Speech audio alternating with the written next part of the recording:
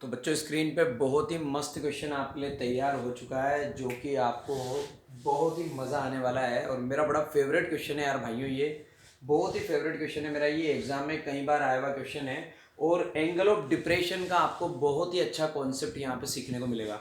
Board के exam में आया हुआ क्वेश्चन है कई बार और अपने आप में एक बहुत ही यूनिक क्वेश्चन है, बहुत अलग आइडेंटिटी मेंटेन करता है दोस्तों। तो देखिएगा जो इसका सॉल्यूशन है वो भी बड़ा मज़ेदार है और यहाँ पे आप जब इस क्वेश्चन को पूरा रीड करेंगे तो आप देखेंगे मैंने यहाँ पे इसको अंडरलाइन कर रखा है विद अ यूनिफॉर्म स्पीड को। इसका बड़ा इंपॉर्टेंस है यार इस क्वेश्चन में। अगर यहाँ पे ये स्पीड यूनिफॉर्म नहीं होती ना तो इस क्वेश्चन को मैं भी नहीं कर सकता। तो देखिएगा, a straight highway leads to the foot of a tower. तो भैया क्या है, हाईवे, हाईवे पे एक टावर है। चलो ठीक है साहब, हाईवे वही अपन ग्राउंड लेवल बना देंगे। भैया मैंने ये ग्राउंड लेवल बना दिया, हाईवे बना दिया, ठीक है। और यहाँ पे भैया ये एक टावर मैंने खड़ा कर दिया। तो मैंने आपसे बोला कि ए बी क्या है भाइयों, ए बी एक टावर है, ठीक है। और ये हमारा हाईवे मैंने बना के दिखा दिया। A man standing at the top of a tower, यहाँ पे एक आदमी खड़ा है। ये यहाँ पे ऐसे करके अपन ने बना दिया। A man standing at the top of a tower, यहाँ पे एक आदमी खड़ा है। Observe a car eight an angle of depression of 30 degree. तो भैया ये जो आदमी यहाँ पे खड़ा हुआ है ना, इसने एक कार को देखा।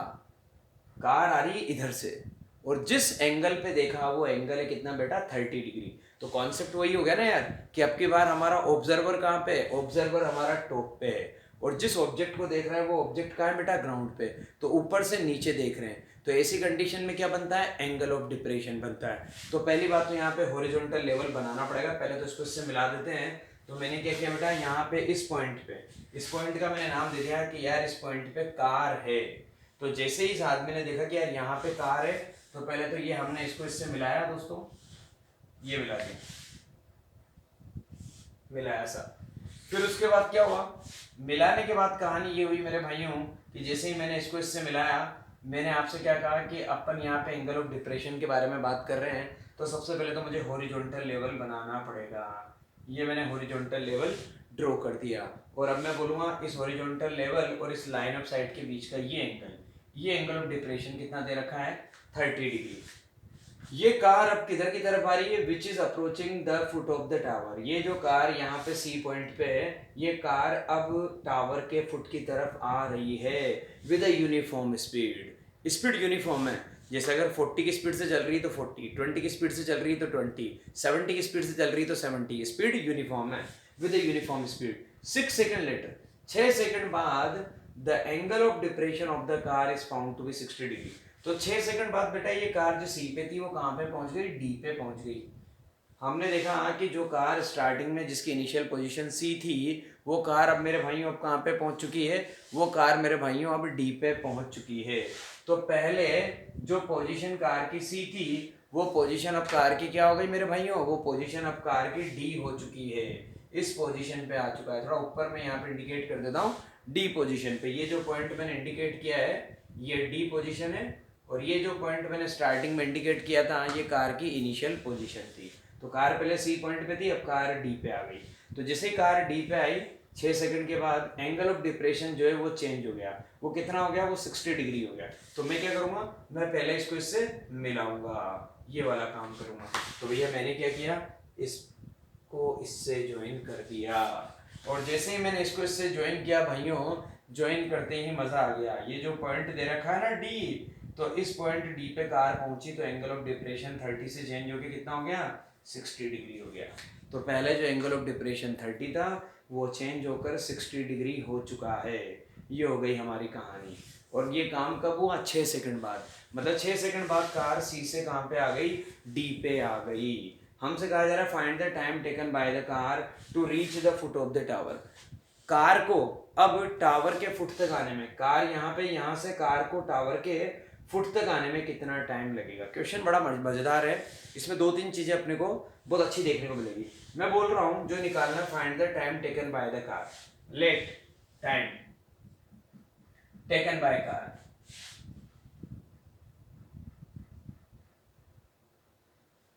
To reach the foot of the tower.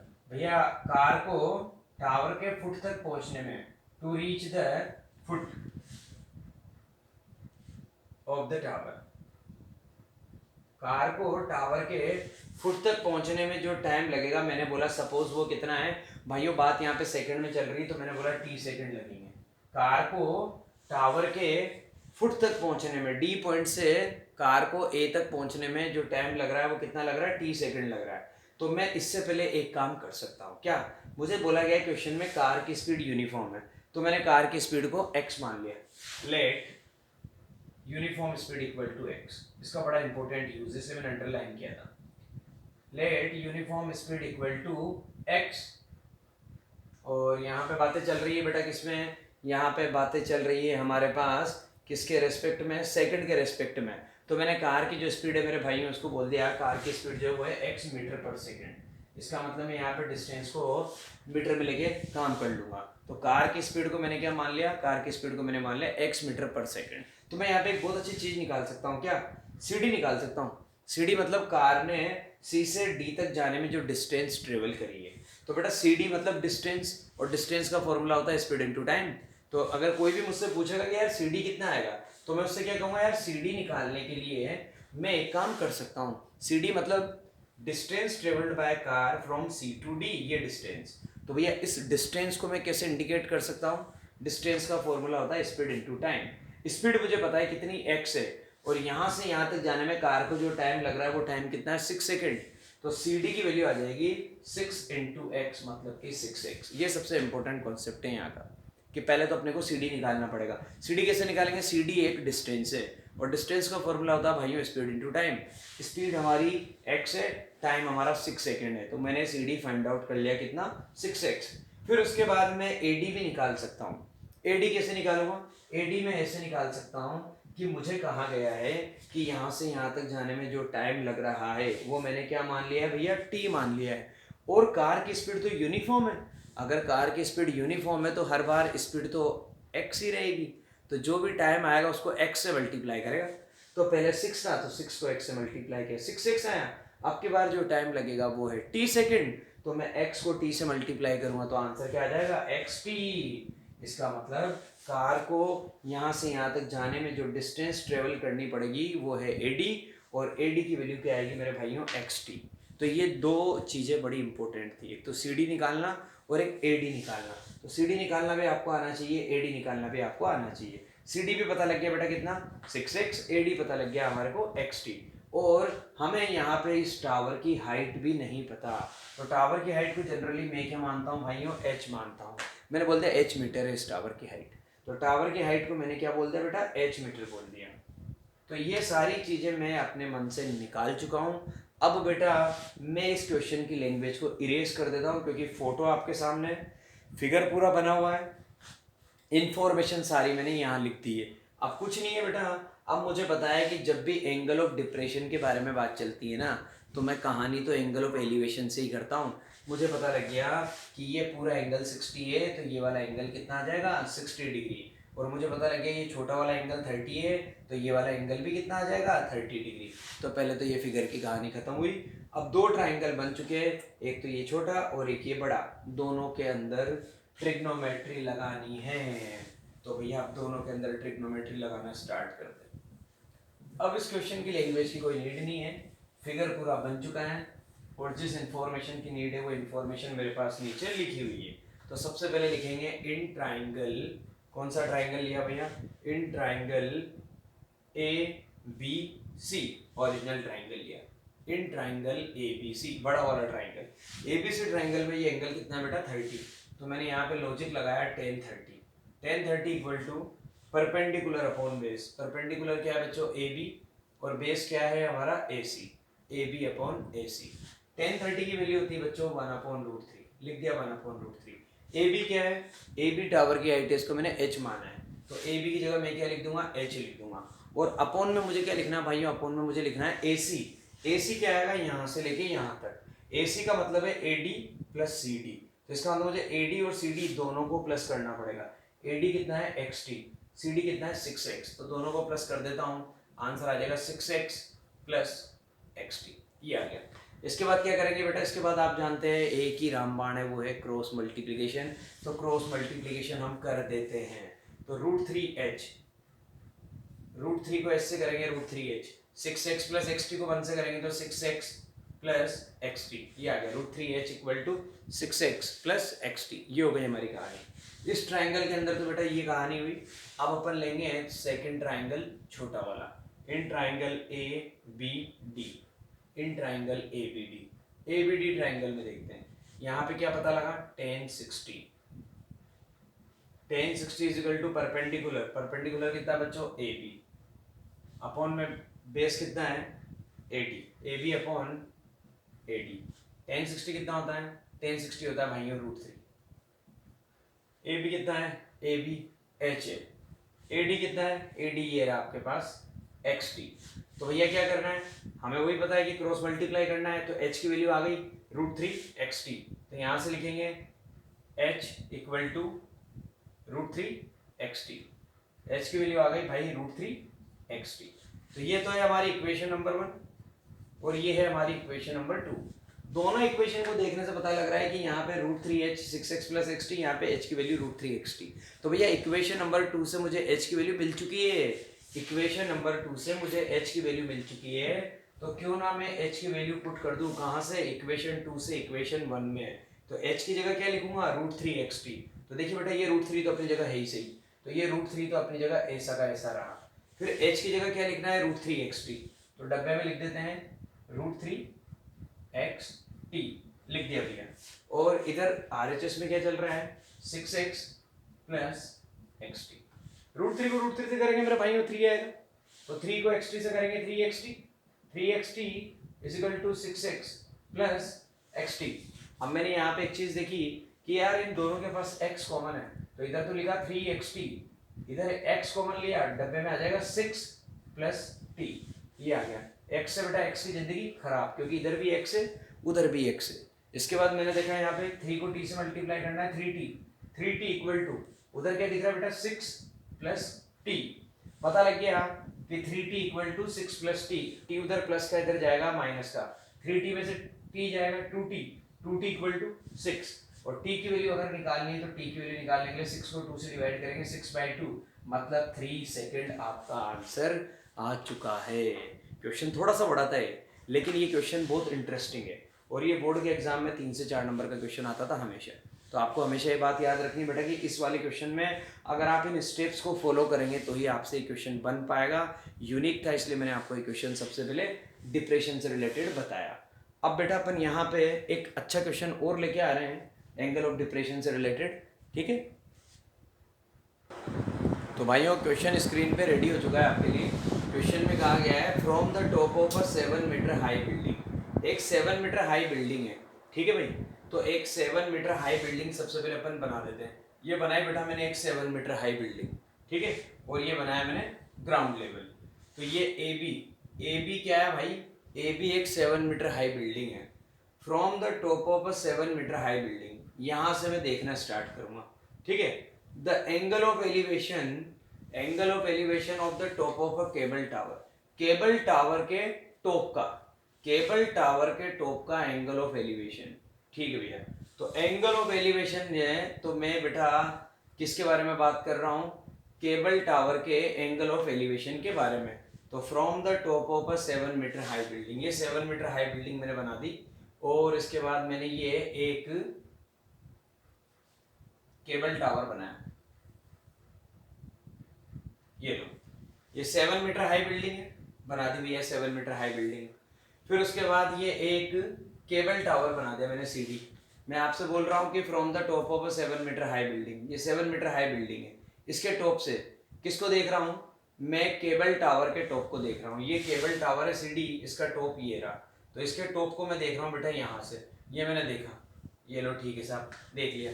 तो यहाँ से देखा तो ऐसी कंडीशन में जो एंगल ऑफ एलिवेशन है वो कितना है 60 डिग्री। तो पहले तो बेटा ये एक हॉरिजॉन्टल लेवल बनाना पड़ेगा, क्योंकि जब तक अपन ग्राउंड लेवल नहीं बनाएंगे अपन एलिवेशन कैसे बनाएंगे।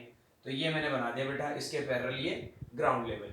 तो ये एंगल ऑफ एलिवेशन मुझे कितना दे रखा है, ये मुझे दे रखा है बेटा 60 डिग्री। अब जैसे ही मैंने ये बनाया यहाँ पे कट किया, इस पॉइंट का कुछ भी नाम दे देते, ई नाम दे दिया। आगे कहा जा रहा है and the angle of depression of its foot, इसके फुट का एंगल ऑफ डिप्रेशन। तो ये रहा इसका फुट, फुट का क्या एंगल ऑफ डिप्रेशन। तो देख कहाँ से रहे हैं, यहाँ से देख रहे हैं, तो पहले फुट से मिला देते हैं, ये मिला दिया मैंने फुट से। और फुट का क्या, एंगल ऑफ डिप्रेशन। तो ऊपर से देख रहा हूँ नीचे, तो बेटा ये बना दिया मैंने फुट का एंगल ऑफ डिप्रेशन कितना, 30 डिग्री, क्योंकि फुट को तो मैं नीचे ही देखूंगा ना भाई। तो ये टॉप था, टॉप को ऊपर देख रहा था, ये एलिवेशन बन गया। ये फुट था, फुट को मैं नीचे देख रहा हूँ, ये डिप्रेशन बन गया। तो ये कितना दे रखा है, 45 दे रखा है, 30 नहीं है 45 है। ये 45 डिग्री दे रखा है, ये मैंने 45 डिग्री बना दिया।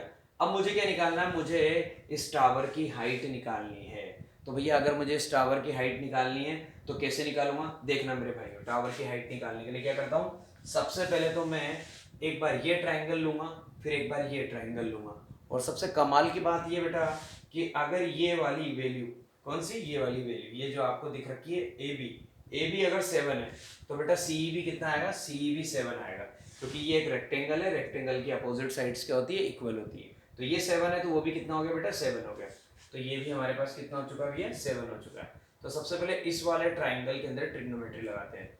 इन ट्राइंगल बीईसी, बीईसी ट्राइंगल में, इन ट्राइंगल बीईसी आप बोलेंगे 10 45 equal to perpendicular upon base CE upon BE, CE upon BE. 10 45 की वैल्यू क्या होती है बच्चों, 1 होती है। 1 इक्वल टू सी, सी की वैल्यू कितनी है, 7, 7 अपॉन बीई। तो 7 के अपॉन में क्या लिखते हैं बच्चों अपन, बी, बी को 1 से करेंगे बी आ जाएगा, ये आ गया बी, और इक्वल टू में क्या है 7। तो बी की वैल्यू कितनी आ गई, बी की वैल्यू मेरे पास 7 आ चुकी है, बीई इक्वल टू 7 मीटर। ठीक है, अब इसका तो काम खत्म हुआ। अब इस वाले ट्राइंगल में आ जाते हैं। इस वाले ट्राइंगल का नाम है in triangle B.Ed, in triangle B.Ed. B.Ed triangle में हम क्या बोलेंगे, 10 60, क्योंकि यहाँ का जो एंगल है वो 60 डिग्री है, और इक्वल टू में आ जाएगा बेटा DE upon BE. 10 60 is equal to DE upon BE. 10 60 कितना है बेटा, 10 60 है √3, √3 equal to DE upon BE. D ये वाला पार्ट, ठीक है भैया, डी ये वाला पार्ट है, डी को आप डी रहने दें, कोई दिक्कत नहीं है, डी को डी रहने देते हैं। बीई, बीई ये वाला पार्ट, उसकी वैल्यू मैंने अभी रिसेंटली निकाली बेटा कितनी, 7। तो डीई अपॉन 7, डी की वैल्यू निकलने वाली, वहां से क्या करेंगे बेटा, क्रॉस मल्टीप्लाई कर देंगे, 7 को √3 से मल्टीप्लाई कर देंगे, तो डीई की वैल्यू आ जाएगी 7 √3। डी की वैल्यू मुझे पता लग गई बेटा कितनी, डी की वैल्यू आ गई 7 √3, ये डी की वैल्यू पता लग गई। अब बेटा अगर डी की वैल्यू पता लग गई 7 √3 और ये वाली वैल्यू पता थी मुझे 7, तो मैं तो height of the tower easily निकाल सकता हूँ, क्योंकि टावर क्या है, CD, टावर की हाइट क्या है, CD। अगर टावर की हाइट CD है तो CD को निकालने के लिए मैं इन दोनों वैल्यूज को प्लस कर दूंगा, CE प्लस DE। CD का आंसर आ गया CE प्लस DE। ये रहा बच्चों CD, CD का आंसर है CE प्लस DE। CE कितना है 7 और DE कितना है बच्चों 7 √3। तो आंसर आ जाएगा 7 प्लस 7 √3। आंसर आ गया बच्चों 7 प्लस 7 √3। अब देखने से पता लग रहा है कि दोनों टर्म के अंदर 7 कॉमन है, तो ये मैंने 7 कॉमन ले लिया, डब्बा बनाया, इसके अंदर क्या बचेगा बेटा, 7 चला जाएगा तो 1 बचेगा, प्लस वहाँ पे क्या बचेगा √3। तो आंसर आ गया 7 ब्रैकेट के अंदर 1 प्लस √3, और पीछे हम क्या लगा देंगे बेटा, पीछे हम मीटर लगा देंगे, यही हमारा आंसर है। तो हमें इस केबल टावर की हाइट पता लग गई क्या, 7, और डब्बे के अंदर √3 प्लस 1, ये आंसर है बेटा। तो एक इस तरीके का भी क्वेश्चन आपके पास एग्जाम में आपको देखने को मिल सकता है, जिसमें एक ही के अंदर एलिवेशन और डिप्रेशन दोनों के बारे में बात चल रही है। जैसे ये हमारी बिल्डिंग 7 मीटर की थी, ये हमारा टावर बड़ा था, तो हमने बिल्डिंग के टॉप से एक बार हमारे टावर के टॉप को देखा, और बिल्डिंग के टॉप से हमने एक बार हमारे टावर के फुट को देखा, और ये हमारे पास आंसर आ गया बेटा हमारे केबल टावर की हाइट। अब एक क्वेश्चन और लेके आ रहा हूँ, वो भी बोर्ड के एग्जाम में कई बार आया हुआ है।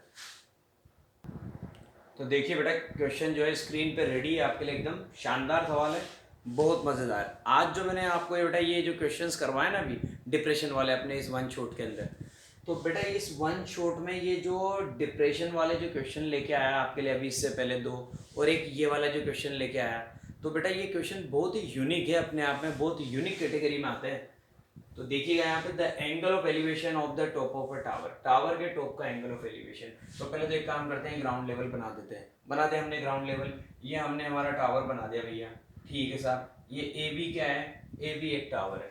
कहा जा रहा है the angle of elevation of the top of a tower, tower के टॉप का एंगल ऑफ एलिवेशन, तो डेफिनेटली ग्राउंड पे कहीं से देखना पड़ेगा, from 2 points at a distance of 4 metre and 9 metre from the base of the tower and in the same straight line. तो भैया 2 पॉइंट है यहाँ पे ग्राउंड पे, एक पॉइंट जो है सी उसकी डिस्टेंस है कितनी 4 मीटर, और एक पॉइंट है बेटा डी जिसकी डिस्टेंस है कितनी 9 मीटर। तो क्या बोला गया ए से डिस्टेंस, मतलब ए सी तो 4 है और जो ए डी है वो है मेरे दोस्तों 9 मीटर। ये हमारी कहानी दे रखी है, हमें क्वेश्चन में बोला गया है ये वाली डिस्टेंस 4 मीटर है, ये वाली डिस्टेंस 9 मीटर है, और कहा जा रहा है इन दोनों पॉइंट से जब आप किसको देख रहे हैं, टावर के टॉप को देख रहे हैं, तो ऐसी कंडीशन में जो एंगल ऑफ एलिवेशन बन रहे हैं वो कॉम्प्लीमेंट्री हैं, विद इट आर कॉम्प्लीमेंट्री। ये है कमाल की बात, मतलब जब आप यहाँ से देख रहे हैं, सी से देख रहे हैं इस पॉइंट से टावर के टॉप को, तो ये वाला एंगल, और जब आप डी से देख रहे हैं इस पॉइंट से टावर के टॉप को, ये वाला एंगल, तो ये एंगल और ये एंगल, इन दोनों एंगल की आज वैल्यू हमारे पास नहीं है, ना 30 पता, ना 45 पता, ना 60 पता, ना 90 पता। हाँ एक बात जरूर पता है क्या, कि ये दोनों एंगल कॉम्प्लीमेंट्री हैं, कॉम्प्लीमेंट्री हैं, तो आपके भेजे में बात सेट हो जानी चाहिए कि कोई भी दो एंगल कॉम्प्लीमेंट्री कब होते हैं, दो एंगल कॉम्प्लीमेंट्री होते हैं अगर उनका सम 90 डिग्री हो। तो भैया कहानी क्लियर हो गई कि अगर ये एंगल थीटा है तो ये वाला एंगल आएगा 90 माइनस थीटा, कहानी खत्म। भाई मुझे पता थोड़ी वैल्यू क्या है, मेरे मन से थोड़ी ना बोलूँगा कि ये 60 है तो वो 30 है, या ये 45 है तो वो 45 है। हाँ ये पता है कि दोनों एंगल कॉम्प्लीमेंट्री है, कॉम्प्लीमेंट्री का मतलब दोनों का सम 90 डिग्री है। ठीक है भैया, इसको थीटा बोला तो उसको 90 माइनस थीटा मैंने बोल दिया, उसको भी थीटा बोल सकता था, तो ये 90 माइनस थीटा आता। अब मेरे पास दो ट्राइंगल बन चुके हैं, एक तो ट्राइंगल बना ABC, एक बार तो मैं इसमें ट्रिग्नोमेट्री लगाऊंगा और एक बार मैं उधर वाले ट्राइंगल के अंदर ट्रिग्नोमेट्री लगाऊंगा। इन ट्राइंगल ABC सबसे पहले क्या बोलूंगा दोस्तों, tan theta equal to AB upon AC, tan theta आएगा AB अपॉन AC, ये आ गया tan theta equal to AB upon AC। AB क्या भैया, AB हमारे टावर की हाइट है, और मुझे प्रूव करना height of the tower is 6 metre, tower की जो हाइट है वो कितनी होनी चाहिए, 6 मीटर होनी चाहिए, मुझे प्रूव करना है। तो यहाँ तो मुझे सीधा ही प्रूव करना है कि आंसर क्या लेके आना चाहिए, आंसर लेके आना पड़ेगा मुझे 6 मीटर, तो लेके आएंगे। पहले तो लिखा tan theta equal to AB upon AC, AB tower की हाइट है, आप इसको h मान लीजिए, तो मैंने यहाँ पे लिखा tan theta equal to AB, इसको मैंने क्या मान लिया बेटा, h मान लिया, h अपॉन AC, AC कितना दे रखा है, 4 दे रखा है, वैल्यू पुट कर दी h अपॉन 4। ठीक है भैया, यहाँ से तो पता लग गया tan theta equal to h upon 4, this is my equation number 1। अब मैं आ गया इस वाले ट्राइंगल के अंदर ABD, बड़े ट्राइंगल में, इन ट्राइंगल ABD ट्राइंगल में मेरा एंगल कितना है, मेरा एंगल है 90 माइनस थीटा, तो मुझे क्या लिखना पड़ेगा, टेन 90 माइनस थीटा, तो मैंने भी यही लिखा ten 90 minus theta. Ten 90 minus theta कितना आ जाएगा, वही perpendicular upon base, perpendicular AB है, AB की वैल्यू मुझे को पता है कितनी है बच्चों, h है, और अपॉन में आएगा AD कितना दे रखा है, AD दे रखा है मैंने आपको 9 मीटर, तो अपॉन में लिख दूंगा h अपॉन 9। अब कमाल का रिजल्ट तो ये आने वाला है मेरे दोस्तों कि टेन 90 माइनस थीटा जो होता है ना, इसका मतलब होता है कोट थीटा, क्योंकि हमने ट्रिग्नोमेट्री चैप्टर में पढ़ा था कि टेन और कोट एक दूसरे के कॉम्प्लीमेंट्री होते हैं। तो टेन 90 माइनस थीटा का मतलब होता है, ये इंपॉर्टेंट स्टेप है, सितारा लगा रहा हूँ यहाँ पे, इसका मतलब होता है cot theta equal to h upon n, ये इक्वेशन नंबर 1 और ये आपकी इक्वेशन नंबर 2। भाई दोनों इक्वेशन को मल्टीप्लाई कर दो, ये है इस क्वेश्चन का सबसे इम्पोर्टेंट लॉजिक। और क्यों मल्टीप्लाई किया, क्योंकि जैसे ही मैं मल्टीप्लाई करूँगा LHS से LHS मल्टीप्लाई होगा, टेन को मैं मल्टीप्लाई करूँगा कोट से, टेन इंटू कोट 1 होता है, क्योंकि टेन और कोट एक दूसरे के रेसिप्रोकल होते हैं, इसलिए एक दूसरे को कट कर देंगे। तो मल्टीप्लाई इक्वेशन 1 बाई इक्वेशन 2, तो लिखा tan theta into cot theta equal to tan कितना था, h upon 4 multiply by h upon 9, tan into cot मुझे पता है क्या होता है, 1 होता है, तो 1 equal to h into h square, और अपॉन में 9 इंटू 4 36, तो 1 equal to h square upon 36। यहाँ से पता लगा कि 1 किसके बराबर आ गया, 1 बराबर आ गया h स्क्वायर अपॉन 36 के। तो भैया कहानी क्या हो गई, 36 इधर जाएगा, 1 से मल्टीप्लाई होगा, तो h स्क्वायर की वैल्यू कितनी आ गई, 36। h स्क्वायर अगर 36 है तो h की वैल्यू आ गई 6। क्यों? क्योंकि नेगेटिव तो मैं ले ही नहीं सकता, क्योंकि हाइट कभी नेगेटिव होती नहीं है। तो h की वैल्यू आ गई बेटा कितनी, 6, और पीछे लगा देंगे मीटर। तो प्रूव हो गई हमारी कहानी कि इस टावर की हाइट कितनी है, इस टावर की हाइट है 6 मीटर। तो इस तरीके से आपको बेटा ये क्वेश्चन कंप्लीट करना है। बहुत ही मज़ेदार क्वेश्चन था। अब नए क्वेश्चन की तरफ चलते हैं बेटा। तो बच्चों ये एक लास्ट क्वेश्चन है हमारे इस वन शॉट में, और ये क्वेश्चन होते ही सारी कहानी खत्म है बेटा। ये क्वेश्चन होते ही बस अब आप ये समझ लेना कि अगर आपने वन शॉट देख लिया और इस वन शॉट के अंदर मैंने जो जो भी क्वेश्चन आपको करवाए हैं 100% आपको क्वेश्चन इन्हीं में से देखने को मिल जाएगा। ये एक लास्ट क्वेश्चन था, इसकी भी थोड़ी सी कंडीशन डिफरेंट है, इसलिए मैं आपके लिए लेके आया बेटा। बहुत सिंपल है क्वेश्चन, लेकिन है थोड़ा इंटरेस्टिंग। क्वेश्चन में क्या है, the shadow of a tower standing on a level ground. तो भैया ये एक टावर है, सबसे पहले तो हमने ये टावर खड़ा कर दिया, ठीक है, ये हमारा ग्राउंड लेवल है। हमसे कहा जा रहा है ये जो टावर है ए बी, इस टावर ए बी की जो शेडो है, डेफिनेटली शेडो कहाँ पे बनेगी, ग्राउंड पे बनेगी। The shadow of a tower standing on a level ground is found to be 40 metre longer. Shadow की लेंथ 40 मीटर बढ़ गई, कब, when the sun's altitude is 30 degree. अगर सन का एल्टीट्यूड 30 डिग्री हो जाए, लेकिन कब, पहले वो था 60 डिग्री, मतलब सन का एंगल ऑफ एलिवेशन पहले कितना था, 60 डिग्री। अब 60 डिग्री से चेंज होके भाई एंगल कम होगा ना, तो ही तो शेडो की लेंथ बढ़ेगी। तो पहले जो हमारा एंगल था मेरे भाइयों, वो एंगल पहले हमें कितना दे रखा था, वो एंगल दोस्तों पहले हमें 60 डिग्री दे रखा था। तो मैं आपसे बोल रहा हूँ कि सपोज इस वाले पॉइंट से बात चल रही है सन के एल्टीट्यूड की, मतलब एंगुलर एलिवेशन ऑफ द सन की। तो जब इस वाले पॉइंट से देखा गया तो बेटा ऐसी कंडीशन में हमने बोला कि ये जो एंगल ऑफ एलिवेशन है वो कितना है, 60 डिग्री।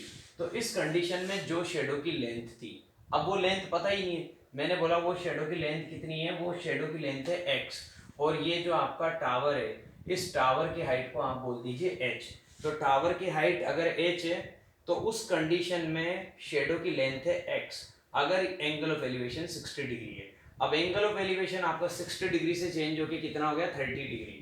तो भैया मैंने बोला कि सपोज इस वाले पॉइंट पे हमारा जो सन का एल्टीट्यूड है, वो एंगुलर एलिवेशन जो है वो चेंज होके 60 डिग्री से कितना हो गया, 30 डिग्री हो गया। ये कर दिया मैंने 30 डिग्री। तो ऐसी कंडीशन में ये जो लेंथ आपको एक्स्ट्रा दिख रही है ना CD, ये मैं बोल रहा हूँ कितनी है, ये है मेरे भाइयों 40 मीटर। मतलब 40 मीटर बढ़ गई किसकी, शेडो की लेंथ।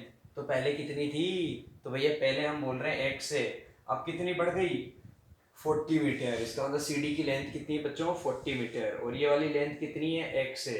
तो कहा जा रहा है आपसे find the height of the tower, tower की हाइट h को फाइंड आउट करना है। तो मैंने क्या किया, पहले सीधा सा कॉन्सेप्ट, मैं इस वाले ट्राइंगल के अंदर गया, in triangle ABC, in triangle ABC मैंने बोला tan 60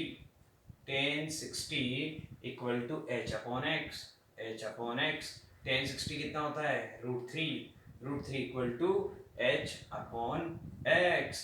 h की वैल्यू यहाँ से कितनी आ गई, √3x, क्रॉस मल्टीप्लाई कर दिया, h इक्वल टू √3x, ये आ गई h की वैल्यू। फिर मैं चला गया आप ट्राइंगल ABD के अंदर, इन ट्राइंगल ABD। अब ABD ट्राइंगल में क्या होने वाला है देखिएगा, इन ट्राइंगल ABD इसमें एंगल कितना है बच्चों, 30 डिग्री। तो हम बोलेंगे tan 30 degree equal to perpendicular AB, और अपॉन में बेस कितना आएगा, बेस ये पूरा, इस पूरे का मतलब x प्लस 40। तो हम लिखेंगे h अपॉन x प्लस 40। और tan 30 की वैल्यू कितनी होती है मेरे भाइयों, tan 30 होता है 1 अपॉन √3। तो 1 upon √3 equal to h upon x plus 40, h upon x plus 40। h की वैल्यू ये रही यहाँ से, h की वैल्यू कितनी आ गई, √3x। h के प्लेस पे जाके मैं पुट कर दूंगा, h के प्लेस पे मैं जैसे ही लिखूंगा √3x, हमारी इक्वेशन बन जाएगी 1 अपॉन √3 इक्वल टू h की जगह लिखा मैंने √3x और अपॉन में x प्लस 40, क्रॉस मल्टीप्लाई कर देंगे, जिंदगी का मजा आ जाएगा। √3 को √3 से करेंगे 3x इज इक्वल टू 1 को x प्लस 40 से करेंगे x प्लस 40। बेटा उधर x से इधर आएगा माइनस का, 3x में से x जाएगा, 2x is equal to 40, 2x की वैल्यू 40। तो मुझे पता लग गया this implies that x is equal to 20। अगर 2x की वैल्यू 40 है तो x की वैल्यू कितनी आ गई मेरे भाइयों, x की वैल्यू आ गई मेरे पास 20। तो मुझे ये वैल्यू मिल गई है कितनी, 20। और मुझसे कहा जा रहा है कि भैया टावर की हाइट निकालो। तो आपको पहले से पता है टावर की हाइट h कितनी है, h इक्वल टू √3x है। और x कितना फाइंड आउट किया, 20 फाइंड आउट किया। इसका मतलब x की जगह 20 रख देंगे और √3 से मल्टीप्लाई कर देंगे। तो 20 को √3 से मल्टीप्लाई करेंगे, h equal to 20 √3। This is the height of the tower. तो ये था बेटा हमारे आज की कहानी में, आज के वन शॉट के अंदर बेटा ये सारी पिक्चर थी। उम्मीद करता हूँ आप सभी लोगों को बहुत अच्छे से समझ में आया होगा। और बेटा सारे क्वेश्चंस को एक बार वापस आप लोग जब दोबारा वीडियो को देखें तो अच्छे से देखना, मैंने कैलकुलेशन बहुत अच्छे से करके दिखाई है। और इन सारे क्वेश्चंस की प्रैक्टिस करना बेटा, एक बार नहीं 2 बार, आपको मज़ा आ जाएगा। और क्वेश्चन तो 100% इन्हीं में से आने वाला है मेरे भाइयों। बाकी अब अपन मिलते हैं अपनी दूसरी वीडियो में। अब आपके लिए बेटा वन शॉट किसी दूसरे चैप्टर का लेके आने वाला हूँ। तब तक के लिए बेटा इन तीनों क्वाड्रेटिक, एपी और ट्रिग्नोमेट्री, इन तीनों चैप्टर के वन शॉट्स को आप अच्छे से देखिएगा और एकदम अच्छे से तैयार करिएगा। तब तक के लिए मेरे दोस्तों bye bye, have a nice day. बाकी मिलते हैं बेटा अपनी नेक्स्ट वीडियो में।